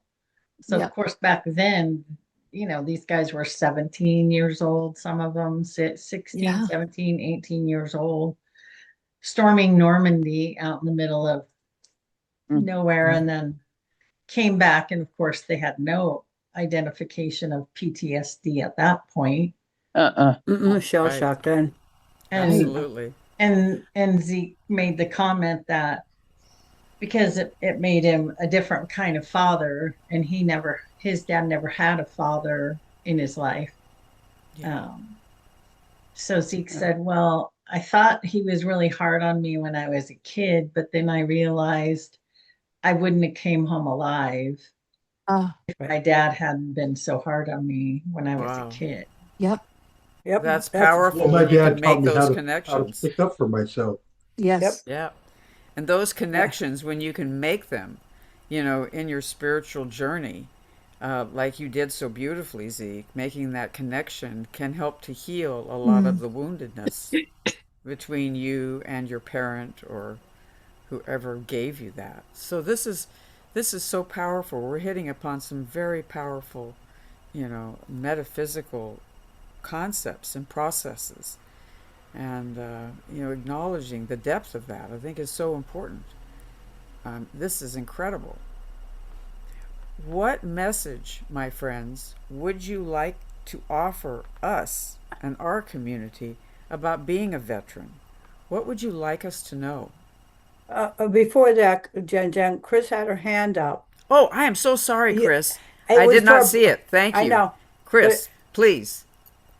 I just wanted to follow on super briefly on some things that were said just now. My dad never talked about anything, but one day I kind of caught a little bit of a story, and he was out on the Pacific Fleet, the PT boats, PT 59. He actually was with JFK, but not on the infamous reef. And he left school and lied about his age and started out as a potato peeler, but quickly became the first gunner's mate. Mm-hmm. And I just want to share two things. One is, what is that, 60, 70 years later, he remembered the registration number of the plane that he shot down. He'll recite it.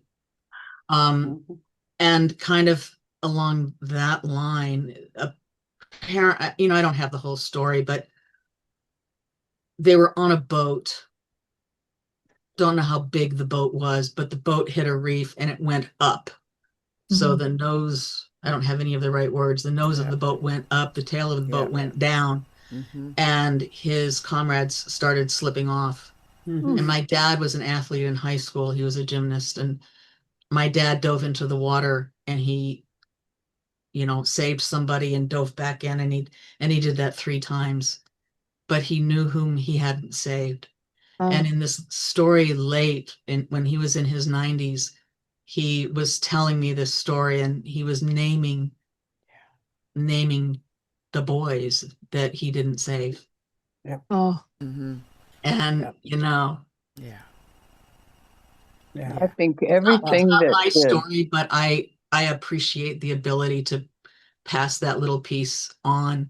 And I like to think that my dad was a college professor most of his life, junior college, and I like to think that the age group there had something to do, the young adult-ishness of it had something to do with his, was it a pay it forward, pay it back, clean it up, whatever. I think that there was probably some relationship there with the ages that made his tenure, as difficult as it was to be who he was in community college professorship. I suspect that there was something really strong, compelling about it, where that healing, I suspect there was a healing that was happening. He taught for 50 years.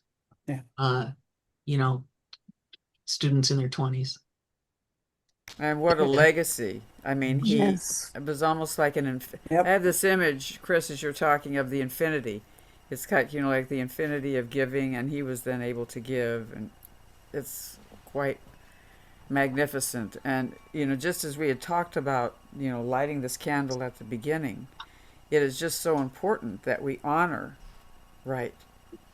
Because those are the ones we remember, the ones that we were not able to save. Yeah. Absolutely. Yeah. And it's also about, honoring the ones that are in. Like yesterday, I went and we packaged up for San Mateo. Our unit is the Screaming Eagles, the 101, jumping airborne, and so we package up, backpacks with candy and underwear and deodorant and all that stuff, and then we all write letters to them, and so that's what we did yesterday. And then we ship it off to them. So it's helping the young ones that go in, because like so many of them are coming from poorer backgrounds, that this is the only way that they can escape. and they That's don't how it have was lots for of me. guidance. They don't have people that are giving them, we really respect you, we love what you're doing. So it's about helping the ones that are also going into it now. Yeah, I Exactly. find that we don't any longer talk about the troops out in battle and talk about them at all in the past 10 years. Yeah, And we used to be, we knew how many troops were where, and we had Mhm. an opportunity to say thank you and to welcome them home. But yeah, and like Vietnam, where when we came home, we got beat up for it. But now yes, we Hmm. don't even know they're there, and we Right. have yeah, no Right. clue. And Right. that wealth of knowledge, we can't, us as veterans can't reach out to most of them because we don't know where they're at. Someone, locally we can, but the only organization, to my knowledge, still is gratefully the USO, that we can send letters and do what Elizabeth did and reach out yeah, to these young people who sometimes have no support of their families when they go in. yeah, So yeah, their family is their unit. Right. And that's where not only does the karma, that's where the spirituality really comes in, because you open your heart to the people in your unit, to the people in your group, and that spirituality is mm, the love and the compassion that we have for each other veteran. So that has yeah, started us on our journey of spirituality, in my opinion, is because we learn to open to them. We're selective, but we still open. When you're in your 20s, you don't open to anybody, right? I mean, we're still learning our way, but when you're in the military, you do. You learn to open that heart. You learn to be compassionate. You learn to be forgiving, because you and your bunkmate, or can have a fight one day, but the next day they got your back. yeah, So okay, I'd like to say a word real quick. of course. You're talking about forgiving, Hmm. and I need to talk to Ronnie uh, because, Ronnie, I so ungraciously interrupted you while you were trying to tell your story. And I really want to apologize because I didn't realize you were having trouble speaking. I just was trying to help you move forward. And in the process, I think I may have stopped your story, and I do apologize. Hmm. Wow. That, What a that's tender very, thing, yeah. Karen. What a tender thing. And I couldn't not yeah. apologize because Yeah. I didn't, I believe, because I did not realize that, Ronnie, you had a speech problem. And because I don't see well, my hearing also sucks. So I just want you to know that I do apologize, and I didn't mean to interrupt you. And I'm wondering if there's anything else that you would like to share with us, because I really want to hear what happened. Please. Hmm. Being African American in the military is a definite job within itself. Yes. Hmm. And we talk about all of the kinds of things, but this is one subject that I could talk about because I am who I am, Mm-hmm. and the military's taught me how to get along with people Yeah. who don't look like me, who aren't me, but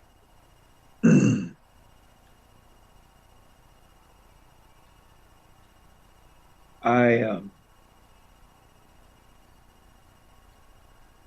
can do this and be myself. Um,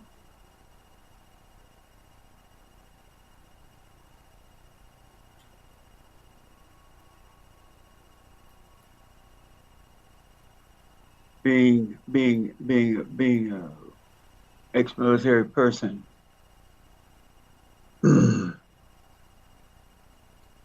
teaches me that people who don't look like me, don't sound like me, are are people, and I can get along with people now that I couldn't when I before I joined the military, Mm. and before I hooked up with you all. Um, just like ECM has taught me how to help be myself and show myself. Yes, Ronnie. Yes, Mr. Ronnie. I can go forward with that, and I don't have to look backwards to go backward because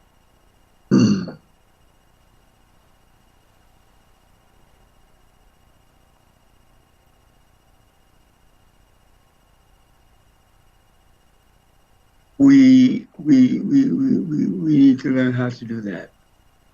We need to learn how to get along with each other and how to support each other. Yeah. That's one of the things that we need to do. Yeah. One of the things that I learned to do when I was active duty military was I learned that just because a person doesn't look like me or sound like me, that doesn't mean that they aren't themselves, and that they can go on being themselves. So anyway, thank you. Thank you, Ronnie. Ronnie. Those words were very, very powerful because there was almost a bridge that had to be crossed, a meeting that had to happen so that people could see beyond those outer appearances. Yeah. Right? Yeah, and that's profound because in those intense circumstances, it can bond a friendship or forge a comradeship. Right. Thank you. And there's just one more question that I have for all of you. How can we, as civilians, as loved ones, as family members, as people, how can we be supportive and honor your service to our country with respect? How can we do that? Just treat us with kindness and love. Mm-hmm. Yep. That's for me anyway. Acknowledge everybody is really truly traumatized in the military. They don't have to go to war. No, you don't. Nope. Right. Yeah. Thank you. But I think I would like to add one last little thought here. I think that the wounds that the men and women who've been in combat carry are so deep that they touch their soul. And it's almost impossible for them to share it because we, the ones who are listening, would never be able to understand what they were going through. Right. And that's what I find so difficult. Both of my brothers were in Vietnam. Yeah. And my older one came back an alcoholic, and the younger one came back a heroin addict. But they were self-medicating. Yeah. And we really do not know, those of us who haven't been in combat, do not have any idea of what these guys go through and the horrors that they carry in their minds. And they can't talk about it. But when they're with guys who are with them in that trauma, I would like to think it's somewhat of a healing process. And that's why I say, please treat us with kindness and love, because you don't know what we've been through. But take the risk of trusting us and loving us. That's how I look at it. Oh, sorry, no. I think That's one of so the big beautiful. That's secrets so is not being perfect. judgmental. Yes. Yeah. Thank you. Thank you. Understand people have frailties and self-doubts and all the things that go with being human. But I've always believed you walk a mile in their shoes before you make a judgment. Now, granted, there are some people that are no hopers, and there's nothing you can do for them because they don't do for themselves. Right. You got it. Yeah. But And the I other love thing we that. could I love the simplicity too. Kindness and respect. kindness. Go ahead. Go ahead, Elizabeth. And the other thing we can do is we can write our Congress people and say we really need to have therapists who were Yes. in combat to be Correct. able to talk to the people that have been in Thank you. combat, That's because very you true. cannot understand what they've gone through, and they must have people that are that live that situation. Right. Absolutely. 100%. Absolutely. Yeah. Yes. And I thank you for that hint, because we have the power to write our Congress people and let them know about the immensity of the need. Yes. I mean, I Mhm. just have to acknowledge, my friends, that when I found out years ago, and I think it was about 15 years ago, that more military have died by suicide Yep. that were involved in the Vietnam War than died Yeah. in the active duty. That's right. Correct. 18 Correct. veterans a day commit suicide. Let me That's- say that That's again. right. Yep. 18 veterans a Veterans a day day. commit suicide. That's right. Yep. And so, by showing, as you said so beautifully, Karen, by showing that kindness, that non judgmental, and what I like to think of as I want to ask, how can I, and not assume that I know what you need or assume that I know anything, but I'm here to be your backup singer. Well, Thank you, and Jan. as ministers, as every one of you Mhm. are, um, Yeah. just taking that time to sit down. And listen. At CCL, we had a member who I could see his symptoms of PTSD at church, even though he never said anything or Mm-hmm. expressed. So I just sat down with him quietly after service one day and said, how are you? And um, Yeah. he had been denied any kind of disability because they said he was never in country. Mm. And I Yeah. said, well, what job did you do in the service? And what he did was catalog body parts returning from Oh, Vietnam. Oh my Jesus. God. Mm-hmm. Yeah. Oh And, my God. and he had been denied every bit Mm. of help because they Mm. said you weren't in country. So Right. I was able to put him with a representative, and we were able to get him his 100% disability. Thank you. Yes. And Thank you. Yeah. it just started with listening to what he had to Yep. say and Yep. being able to help. And Ronnie's involved. I'm Yeah. a certified veterans advocate. There's several of us that you can reach out to if you meet somebody that you don't know where to turn. We can certainly help point you in the right direction to help our veterans.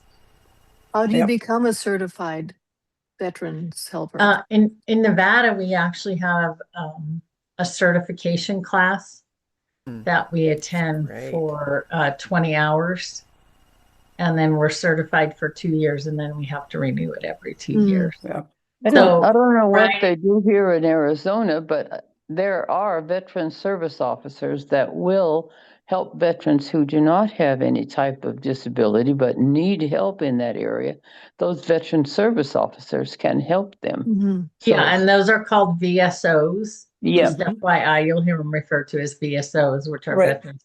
So we're below those. So we're able to okay. identify and then connect them with the right people to help them with their getting their disability or getting treatment or getting psychological treatment or whatever that direction we need to point them. Thank And you. I'm glad to hear you have someone doing that. Yeah. yeah, That's fabulous. The other thing we all can do is just ask them their story. yes, Just Yeah. to ask them their story. How, let them talk to you about their story. They don't have to go in, to be identified with anything. They just need to know somebody is listening. Somebody cares. That's Yeah. correct. Yeah. Jan, Patty's hands up. Oh, please, Patty. I Yeah, just for wanna some make- reason I'm not seeing. I just want to Please. make sure I'm not interrupting anybody because Yeah. the flow. No, you're not. You're You're good. not. You're good, Go sweetie. ahead. You're good. You're good. There's several things I want to say. Number one, thank each and every one of you for sharing. It's really been a really powerful evening, and it's really really hit home for me, because it reminds me of my father who was in the service. He was in the Navy during World War II. His ship was sunk, and and so every story that each of you has shared and told, I have seen him live through absolutely every single thing. And I'm not really sure which one to settle on to share with you. I do know that what I've discovered through all these years, he lived to be 86, and it was a lot of years where we didn't understand one another. And I think that it's really hard for any of us who have not been in a situation like that to understand, number one, what they went through as a group, but also what they experienced as camaraderie. It was deep. I could see it in him. It was deep, but there would be nobody else really that he could talk to or relate to in that way because it was only his shipmates that had experienced what they all experienced going through the war, all of the Exactly. experienced. And, I think that at least the last 20 years of his life, they all reconnected, and every year they would have a gathering. And it was very important to them. Yes. They would go there with their medals, they would dress, it was very formal, and it gave them a chance to just connect on a level that there was no other way for them to connect. And it always impacted me because it was such a meaningful thing for him. I got to learn about him in that way. And Zeke, I think about you. A lot of the stories that you told reminded me of my dad, and he was not a religious man, but he believed in God, and he talked to God a lot during those times. You Oh know, boy, yeah. I mean, he would talk about it, and it was really profoundly deep for him. So I really could connect with what you were saying because you can only imagine what's happened when your ship goes down. You're out in the middle of all this water. It's probably dark. You don't know if you're going to live through it. You don't know how many of your shipmates have gone. You just don't know anything. So to try to understand it, it would be impossible. And it all also had its damage on our family because we didn't understand. He probably didn't even understand Mm. why he acted the way that he did. It wasn't until he was close to the end of his life where we had this situation where he was able to, I was able to say, because he had to stop, he was a drinker, and now I understand why. And he had to stop drinking. So, because of physical things. And so little things would trigger him and he'd start shaking, and a friend of ours who had gone through Vietnam War, he said, I think he might be having PTSD. Mhm. I went home and I talked to him about it, and he said, we didn't have help then. He said, and men were supposed to be men. He said, it never occurred to us to talk about something like this. But he said, to my surprise, he was open to hearing about, because he must have been 84 when I talked to him about this. He was open to saying, wow, you might have something there. That could be what this is. So all his life, he carried this with him. So I just want to say thank you to The each and every burden. you, and because it just, like I say, every single one of you said something that triggered me that my dad experienced. Absolutely. It's a situation that there's no way we can experience what is going on, and yet profoundly how each of you and each person who's in the service is protecting our lives so that we can live the way that we do. So thank you very much for this night, and thank each of you for your speaking and your honesty. It's really beautiful. Thank you. Thank Thank you you. so Thank much, you. Patty. And I just want to honor and add to what you said. Both my mother and father were in the service during World War II. My dad was in France, and at any rate, he never got reconnected back to the people. They didn't have it together enough to do it, and so I think in many ways, that contributed to his alcoholism and to his death. And so, you think about all of these things when we can gently and with compassion allow the open door to speak of this. it creates a bridge. It creates a bridge. Well, I And know my father, I know later in his life, he talked about the Navy, and he had two ships shot out from underneath him. And the first one, he survived it, but guys around him were being taken by sharks. Oh, And he geez. suffered so bad from survivor guilt. Yep. yes, But Oh, he yes. didn't understand that. He didn't. yes, He didn't comprehend it because he was a man's man. right. You know. And, when I get sorrowful and cry or something, he used to call me a scissor belt when I'd show my sad side, Right. and I'd cry in movies and stuff, and he'd say, "What are you crying for, you scissor belt?" Well, years later, he was near his end, and I said to him, I said, "Dad, where did you come up with that scissor belt thing?" He goes, "I don't have a clue." He said, "I just heard it once, and I just carried it on in my life." And I thought, well, yeah, that was my dad. He was a great guy, smart as they come, but he had his issues. Everybody, my little boy said to me when he was 5 years old, "You know, Dad, I think everybody has stuff." He's I right. said, wow, that's really insightful for a little boy. And it's true. Everybody carries something. Yep. Yep. Absolutely. But that's where the Lord comes into it. Yeah. You need to be able to ask for help when you need it. Right. And On you'll all get it. levels, not On just all levels. spiritually, Yeah, all but levels. physically All as levels. well. If All you're going levels. through all of this stuff, Right. please And that's where, ask for help. Ask for help. And we can, as spiritual people, I believe, I'll own this for myself. I'll speak for myself. It's my responsibility, if I see it, to maybe gently reach out a hand and offer help. Sometimes it won't always be responded to, but I won't know until I try. And the worst they can do is say no. That's right. Yep. That's right. Might And even at least surprise maybe you. exactly, Karen. And what I think of is that even if they don't respond to me in that moment, then maybe they will take the fact that a person cared enough to ask. Exactly. Well, it's always good to plant a seed, if nothing else. That's right. And all of you have just planted an incredible seed, of hope and healing and the gift that you give, of yourself and the gift you've given us today. I really just want to thank, Elizabeth and Ronnie and Corey and Karen and Zeke. And Thank all you. of you, and all of you that have shared, your experiences. I almost feel like I would love to come together again and just go a level deeper. I don't know about you, but the time just flew.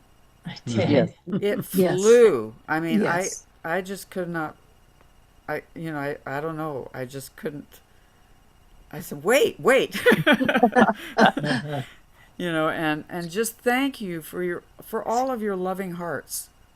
For your loving hearts and your courageous hearts to Thank be able you. to share this. And so, our greatest blessings to you. And we will post this, and I'm personally going to share with people that if you were not here tonight, you missed a very powerful night.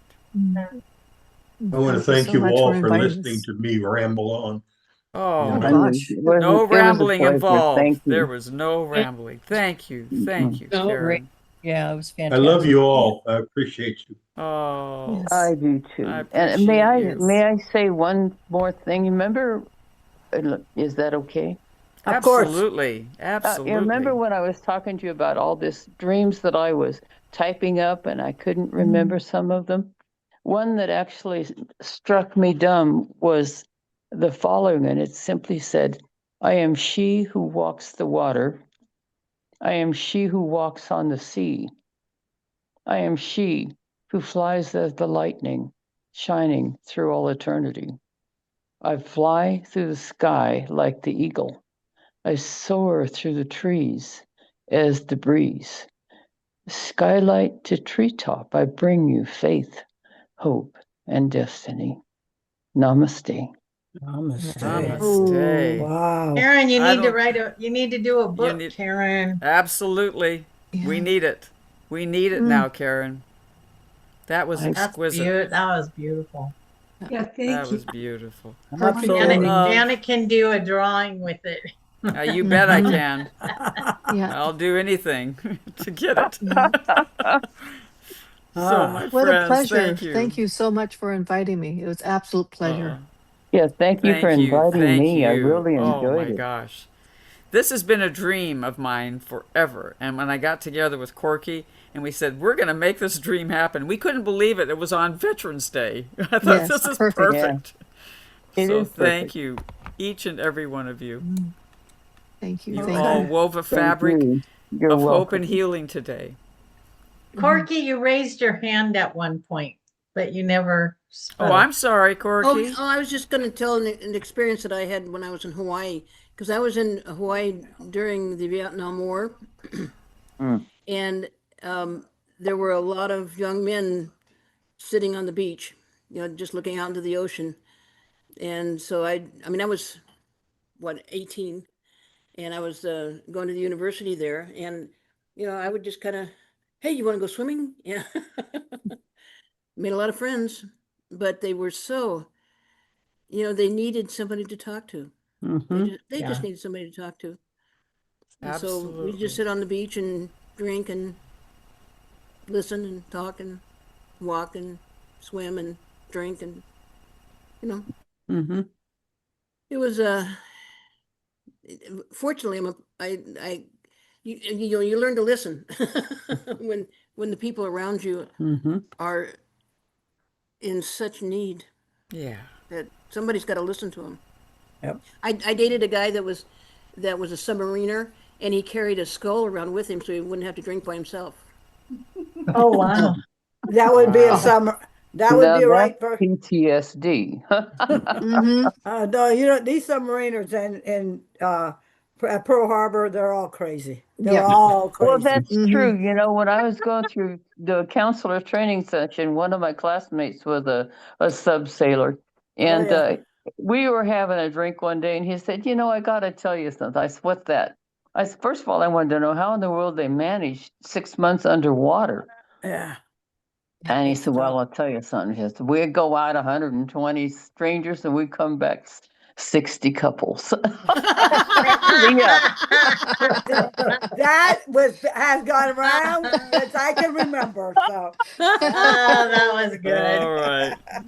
all right. All right, So beautiful funny. ones.